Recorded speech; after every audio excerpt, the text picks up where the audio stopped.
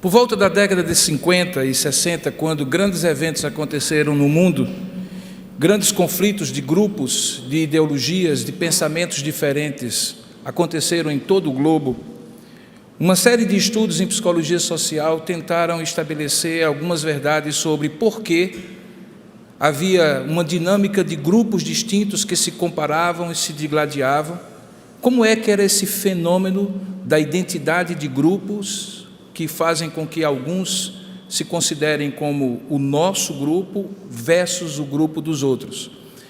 E os experimentos que foram feitos na época estabeleceram aquilo que nós chamamos de comparação social, que surge da natural tendência do ser humano de categorizar as coisas para que a capacidade dele entender a realidade se torne mais fácil. Daí porque, desde pequenos, nosso cérebro funciona em separar coisas, fenômenos e realidades em categorias e compará-las com outras para que, por semelhança ou por diferença, possamos dizer que isso é isso e aquilo é diferente de isto. E assim essa natural tendência vai sendo, de alguma forma, sendo construída na maneira da gente pensar e viver a vida. Quando isso se torna estabelecido, então, naturalmente, a gente categoriza pessoas e fenômenos e os identifica colocando sobre eles um rótulo e dizendo o que eles são, para que fique claro o que eles não são.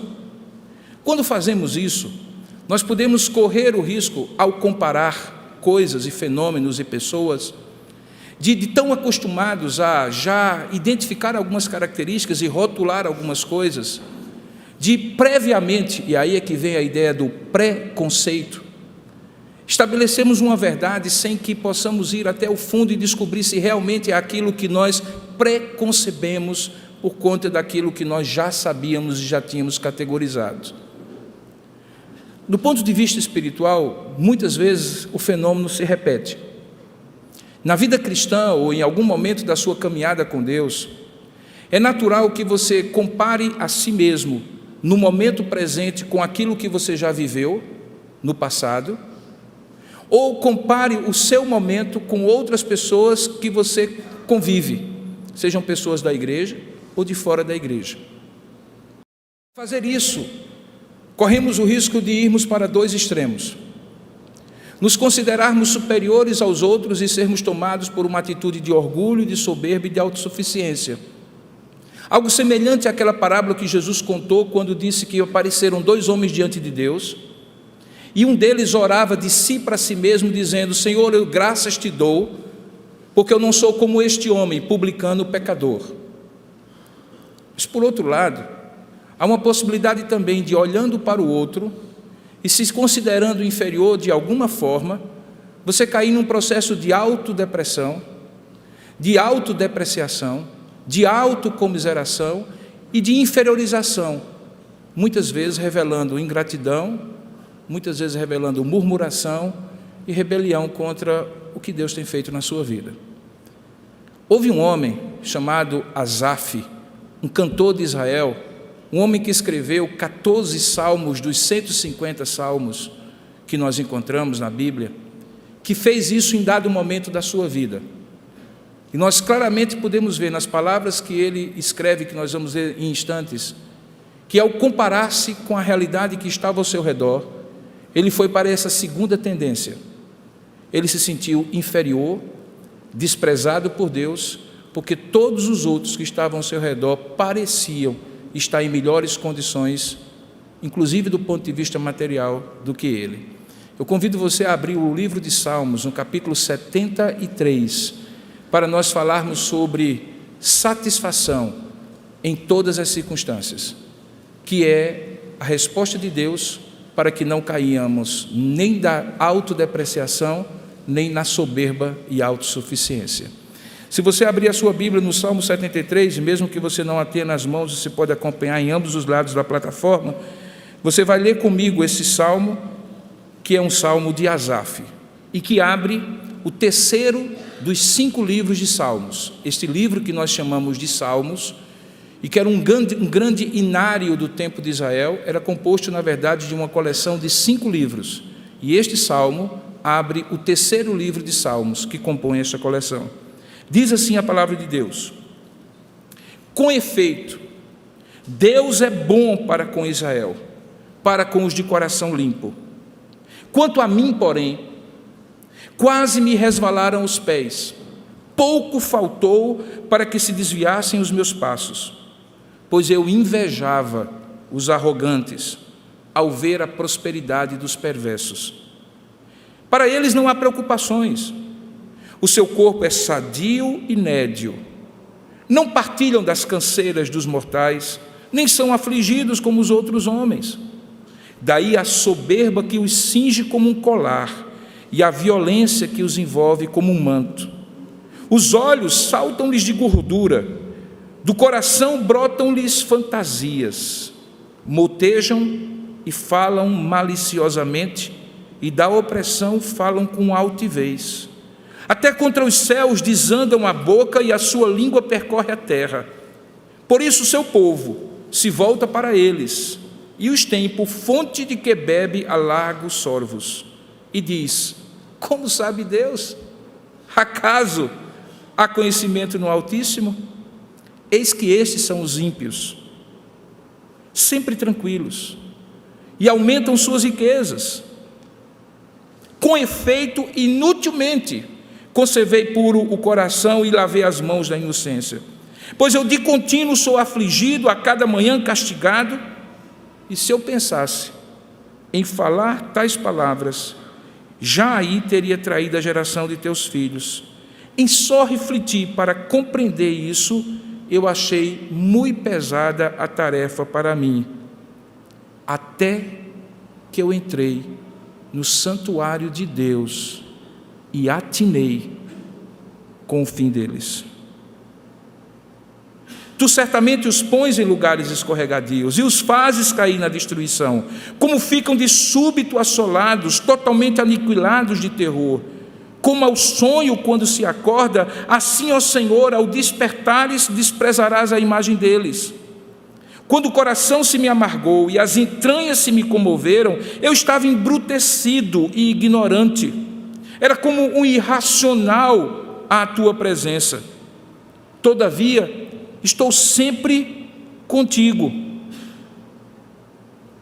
Tu me seguras pela minha mão direita. Tu me guias com o teu conselho e depois me recebes na glória. Quem mais tenho eu no céu? Não há outro em quem eu me compraza na terra. Ainda que a minha carne e o meu coração desfaleçam, Deus é a fortaleza do meu coração e a minha herança para sempre. Os que se afastam de ti, eis que perecem. Tu destróis todos os que são infiéis para contigo. Quanto a mim, bom é estar junto a Deus. No Senhor Deus ponho o meu refúgio para proclamar todos os seus feitos. Que Deus abençoe sua palavra. Amém. Deus amado, tua palavra é verdade, que nós não conseguimos alcançar em toda profundidade e largueza. Por isso pedimos que o Senhor guie o nosso pensamento e a nossa reflexão, para que esta verdade seja de fato compreendida por nós, crida e praticada. Nos ensina a satisfação em todas as circunstâncias, pois é assim que nós te oramos, em nome e para a glória de Jesus. Amém. Esse salmo, que é uma espécie de salmo gêmeo com o Salmo 50 e com o Salmo 49, devido à mesma temática, o mesmo tema está presente nos três salmos, começa com uma afirmativa peremptória, uma afirmativa cabal, definitiva. Ele diz: com efeito, Deus é bom para com Israel, para com os de coração limpo, ponto. Quando normalmente um salmo começa com uma afirmativa definitiva, já no início, é porque, na verdade, nós deveríamos ler esse salmo de trás para frente. Nós deveríamos entender que esta foi a conclusão que o salmista teve, depois de toda uma reflexão que ele vai então descrever a partir do versículo 2. Esta é a conclusão, depois de tudo aquilo que Asaf refletiu e passou, a que ele chegou. Depois de tudo, ele chega à conclusão, sim, que Deus é bom para com Israel e para com os de coração limpo. Mas até que ele chegasse a essa conclusão, ele narra a partir do verso 2 qual foi a sua caminhada. E foi uma caminhada mesmo, porque logo no verso 2 ele diz assim: quanto a mim, os meus pés quase resvalaram, e pouco faltou para que se desviassem os meus passos. A ideia que Asaf tem é de que a vida cristã, vista como uma caminhada, deveria ser, em tese, uma caminhada segura. Afinal de contas, o Senhor promete várias vezes na sua palavra que Ele aplanaria os nossos caminhos, e mesmo sendo estreitos, Ele nos levaria a bom termo, a águas tranquilas e pastos verdejantes. Mas a experiência de Asaf tinha sido que, apesar daqueles caminhos serem aplanados, os seus pés quase resvalaram e quase se desviaram os seus passos. Ele não apenas estava no caminho com o risco de cair, mas ele estava também com o risco de sair do caminho, deixando os passos se desviarem para outros caminhos. A razão, ele explica a partir do verso 3. É porque ele estava num processo que todos nós conhecemos, mas nenhum de nós gosta de admitir, que é a inveja.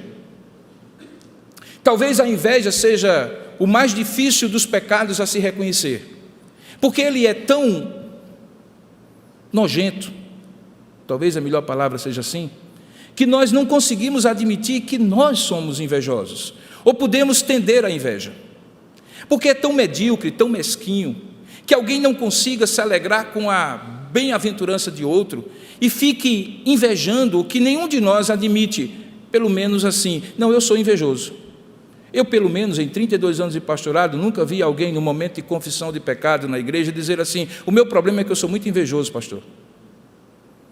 As pessoas admitem que são orgulhosas, que são soberbas, que são vaidosas, as pessoas admitem que podem mentir, que podem fazer isso, fazer aquilo outro, mas dizer que são invejosas, nenhum de nós gosta de admitir. Asaf admite. Ele diz: o meu problema para que os meus pés se desviassem e quase saíssem do caminho era porque eu estava invejando. E o pior, ele estava invejando o que não era invejável. Porque ele diz assim: eu invejava os arrogantes e os perversos. E o motivo da arrogância e da perversidade deles, que contraditoriamente, paradoxalmente me fazia invejá-los, era que eles eram prósperos, apesar de serem arrogantes. Ou talvez porque eram arrogantes, eram prósperos, ou porque eram prósperos, eram arrogantes. O fato é que Asaf admite que na arrogância e na soberba dos prósperos, dos ímpios que eram prósperos, ele invejava. Invejava porque parecia, segundo o verso 4, que essas pessoas não tinham preocupação, que o corpo delas era sempre o mais saradão, sadio e nédio, que eles não conseguiam partilhar o comum de todos os mortais, que é uma vida cheia de cansaços e de aflições. Veja o verso 5, eles não partilham das canseiras dos mortais, nem são afligidos como os outros homens. E então Asaf conclui que talvez por causa disso, de não terem problemas, de não passarem porque qualquer outra pessoa passa, eles então eram pessoas soberbas. E a soberba deles era tão clara que parecia um colar diante deles, ou um manto sobre os seus ombros. Era algo visível, patente, que fazia então, em algum momento Asaf dizer: deve ser isso então o melhor da vida. Ele descreve essas pessoas como pessoas prósperas e pessoas que aparentemente não passam pelas lutas da vida. Veja, ele diz: os olhos saltam-lhes de gordura e do coração brotam-lhes fantasias. Eles chegam a ter uma atitude até de brincar e zombar da vida e de Deus, porque motejam e falam maliciosamente da opressão, como se algo fosse normal que um poderoso oprimisse um fraco. Da opressão eles falam com altivez, e quando alguém os lembra que talvez eles estejam errados, eles dizem assim: como sabe Deus? Verso 11, acaso o conhecimento de Deus era uma autossuficiência e uma arrogância tal que nem mesmo o temor do Senhor, de que um dia eles haveriam de se prestar a um julgamento de Deus, fazia-os temer. Tudo isso fez com que uma maneira ilusória de ver no coração de Asaf fosse sendo enraizado. ele começou a achar que isso era virtude, que isso era o bom da vida, que isso era o lado bom da vida, e que ele é que estava sendo um otário na vida, um bobo, um ingênuo, porque em algum momento ele diz assim: olha, eu na verdade, inutilmente, verso 13, conservei puro o coração, e inutilmente lavei as minhas mãos na inocência, e como resultado disso, o que acontece é que de contínuo, verso 14, eu sou afligido, e a cada manhã eu sou castigado, e quando então eu comparo o que eles têm, mesmo sendo quem eles são, com o que eu tenho, mesmo sendo quem eu sou, o meu coração se toma de inveja, indignação. Eu não consigo ficar satisfeito e achar que a vida está justa. Tudo isso se transformou em um contínuo refletir no coração de Asaf, porque a inveja, o descontentamento, a insatisfação, ela se enraiza dentro de nós, a começar de uma pequena semente, que é a semente da comparação. É na medida em que nós começamos a nos comparar, e nesse momento presente da história da humanidade nós temos muitos subsídios para isso, todas as timelines das redes sociais, todos os grupos de comunicação facilitam bastante para que a gente ache que a nossa vida está uma desgraça, porque obviamente, da mesma maneira que ninguém compartilha e diz assim: eu sou invejoso, também ninguém compartilha inveja, nem tampouco desgraça. O restaurante sempre é o melhor, mas ninguém mostra o cuscuz com leite que algumas vezes tem que tomar de manhã. As vitórias são sempre as maiores, mas ninguém compartilha as lutas pelas quais está passando. E de repente, quando você se compara, você coloca no seu coração a semente que vai fazer com que daqui a pouco, enraizada, comece a dar o fruto. E o fruto é uma vida de ilusão, que a gente chamaria de futilidade. É quando aquilo que não é bom se torna bom, e aquilo que não é virtuoso se torna virtuoso. Aquilo que não deveria ser projeto de vida se torna propósito de existência. Nós temos, por exemplo, uma novela que agora está no ar, eu não me recordo bem o nome, mas é uma história de uma pessoa que deseja muito ser tão famosa como... como é que chama mesmo? Aquela figura que não faz nada, mas é seguida por milhões de pessoas nas redes sociais, e até uma roupa que ela diz... Como é o nome disso? É o quê? Influência digital, ou digital influencer. Você vê que categoria nós criamos? Nós colocamos como uma profissão digna alguém influenciar digitalmente para que seja o mais preocupada consigo mesmo e o menos preocupada com quem quer que seja. E essa é a virtude que hoje, essa sociedade doente, tomada pela inveja, pela comparação e pela insatisfação, coloca nos pícaros da glória. Naquela época de Asaf não havia influenciadores digitais, mas havia pessoas que ele, no seu coração, havia posto nessa condição. E tanto é que chega um momento em que ele sente o peso no seu coração. Porque se há alguma coisa, irmãos, que pesa no coração, é estar se comparando sempre. Ele chega a dizer assim no verso 15, eu de contínuo, verso 15, se eu pensara em falar tais palavras, já aí teria traído a geração de teus filhos. Em só refletir para compreender isso, eu achei uma tarefa pesada demais para mim. E aí no verso de número 17, o Salmo dá uma virada completa e absoluta. Eu poderia dividir esse Salmo em duas partes, de 1 a 16 e de 17 até o verso 28. Porque no momento em que Asaf sai da ilusão da sua própria mente e entra na verdade de Deus, que ele chama de entrar no santuário de Deus, ele começa a ver a vida completamente diferente daquela que ele estava vendo. Veja o que ele diz no verso 17: até que eu entrei no santuário de Deus e atinei no fim deles. É quase como se Asaf fizesse assim: agora eu entendi. Agora eu entendi qual vai ser o fim deles. No que é que isso vai dar? Mas para que isso acontecesse, Asaf precisou entrar no santuário de Deus. Só para você se localizar, quando nós dizemos que em qualquer lugar Deus se encontra, é verdade, Ele é onipresente. Mas várias vezes nos seus momentos de revelação, Ele marcou lugares específicos para se encontrar com os homens, e esses homens criaram naqueles lugares altares, as primeiras manifestações de um lugar específico onde Deus havia marcado o encontro com Abraão, com Isaac, com Jacó e assim por diante. Quando Deus tira o seu povo do Egito para levá-lo à terra prometida, durante aqueles 40 anos, Deus mandou construir um templo portátil, que a gente conhece pelo nome de tabernáculo. E aquele tabernáculo, que tinha 3 partes, tinha um lugar, o mais profundo e íntimo, onde o sumo sacerdote só podia entrar uma vez por ano, onde havia uma caixa de madeira formada de acácia, revestida de ouro de dentro e por fora. E diz a palavra de Deus que naquele lugar onde estava a lei do Senhor, Deus se fazia presente, porque era exatamente naquele lugar, que de cima daquele lugar havia uma nuvem durante o dia e uma tocha de fogo durante a noite. E ali diz o Senhor que naquele lugar do santuário mais íntimo, que é a palavra que ele usa aqui, todas as vezes que Deus queria falar, ele se apresentava naquele lugar.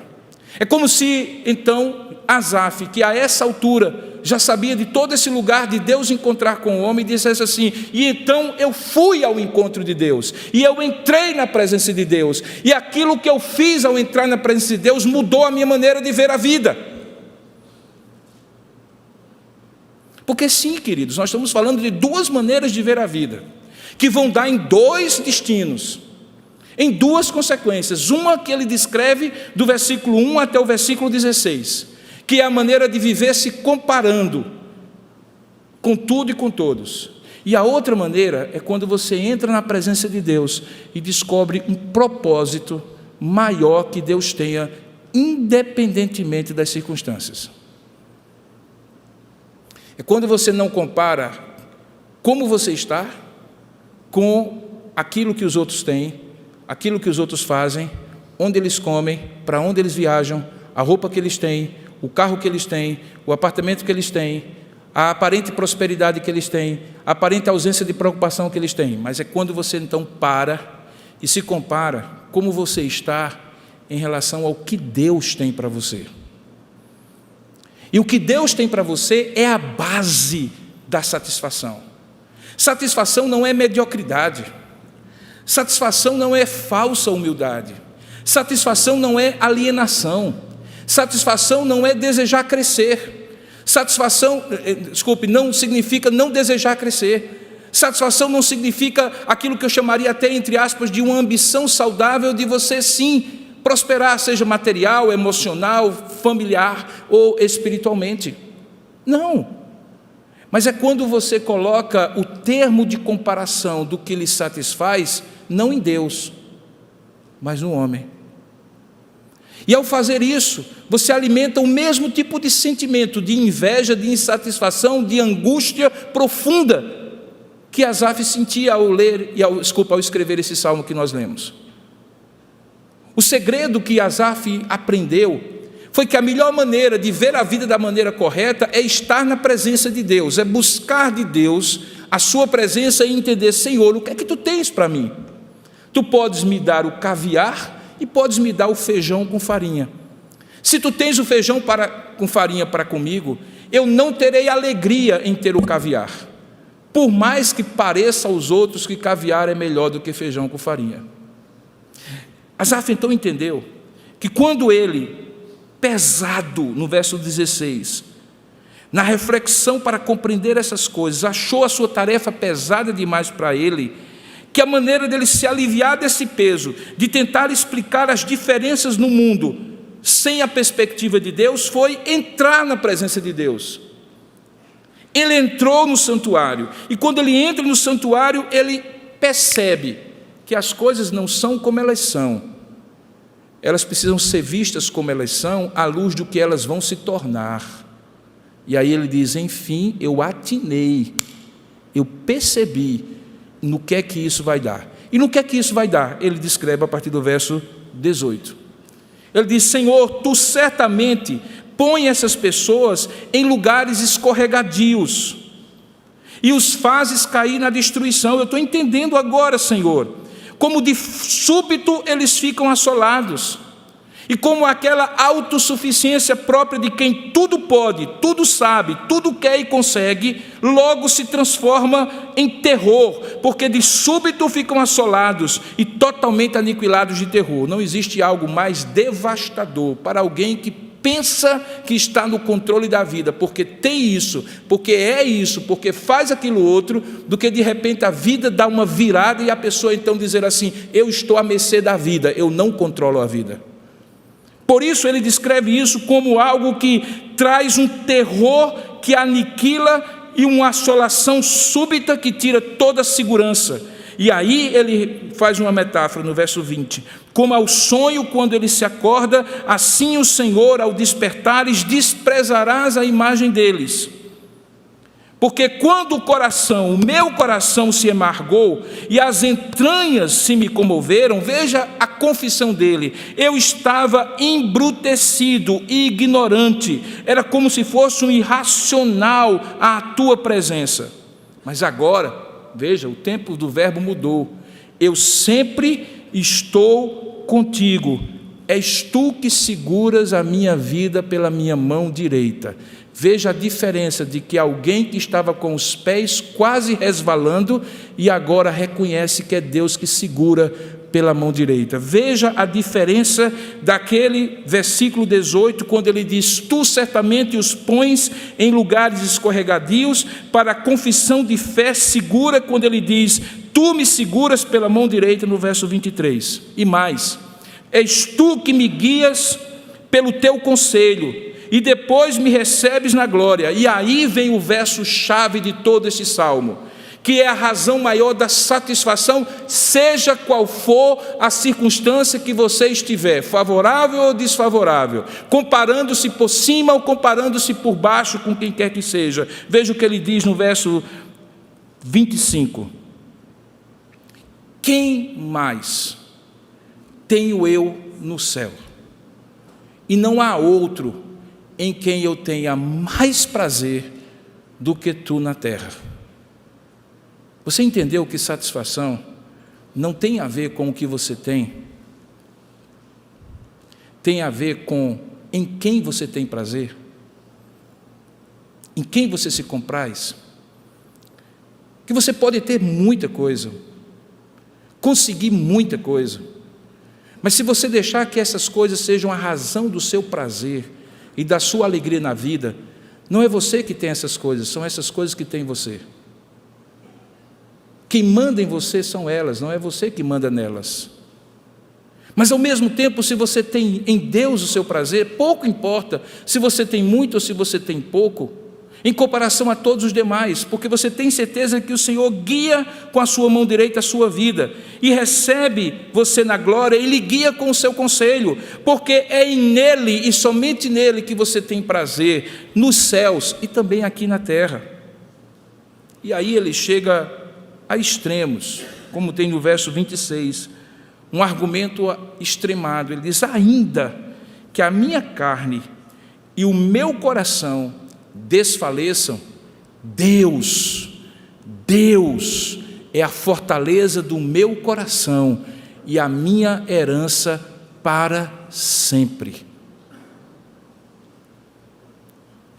Quanto àqueles que se afastam de ti, eis que eles perecem. Tu destróis todos que são infiéis para contigo. E aí ele faz a terceira afirmativa: quanto a mim, bom é estar junto a Deus, pois no Senhor Deus ponho o meu refúgio para proclamar todos os seus feitos.